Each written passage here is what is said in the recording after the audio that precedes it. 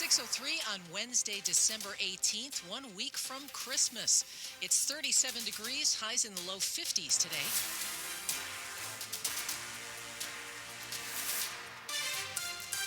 We'll see rain moving in this afternoon. Good morning, I'm Michelle Basch. And I'm John Aaron. The top local story we're following this hour, there's a new agreement on a short-term spending bill to avert a government shutdown. And it includes a provision that could help D.C. bring back the commanders to the district.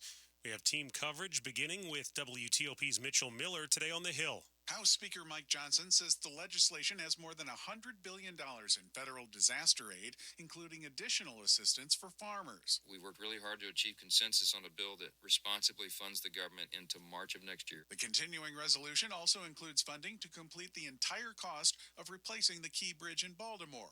And it has a provision transferring control of the land around RFK Stadium from the federal government to the district, something that has been sought by D.C. leaders. They hope that will help lure the commanders back to the district as the team considers where it will be located after its lease in Maryland runs out in 2027.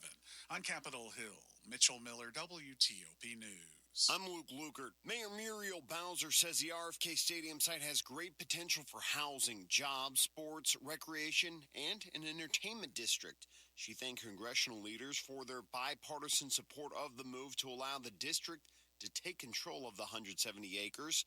Maryland Governor Westmore, meanwhile, says they're not afraid of competition and believe Landover is still the best place for a new Commander Stadium. Sources familiar with the matter tell WTOP that the Commanders have agreed to tear down the Northwest Stadium site in a timely manner if they do leave. It would also then need to redevelop it with a project of equal economic impact.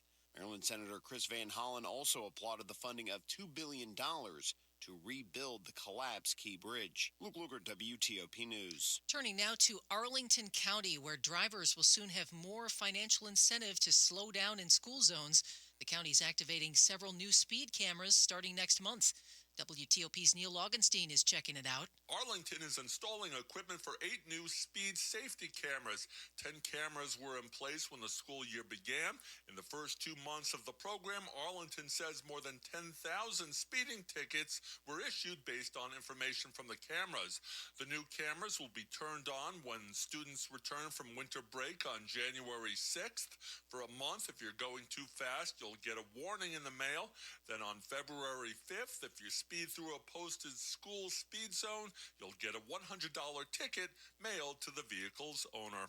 Neil Augenstein, WTOP News. He fled the Holocaust and wanted to build the biggest menorah in the U.S.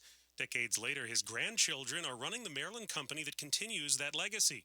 More from WTOP's Scott Gelman. There are signs for Fuddruckers, Virginia Tech, and Innova spread out across Art Display Co.'s large warehouse here in Capitol Heights. If it's a sign, we make it. So interior signs, exterior signs, building signs, wayfinding packages, garage, painting. But one of their most prominently displayed pieces isn't actually a sign. The menorah, it's my favorite thing of the year.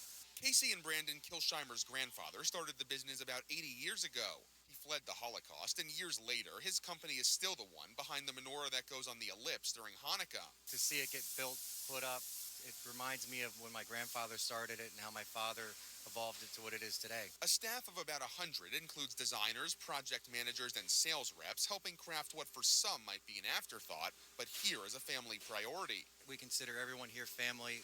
Everything we build is to heart. In Prince George's County, Scott Gelman, WTOP News.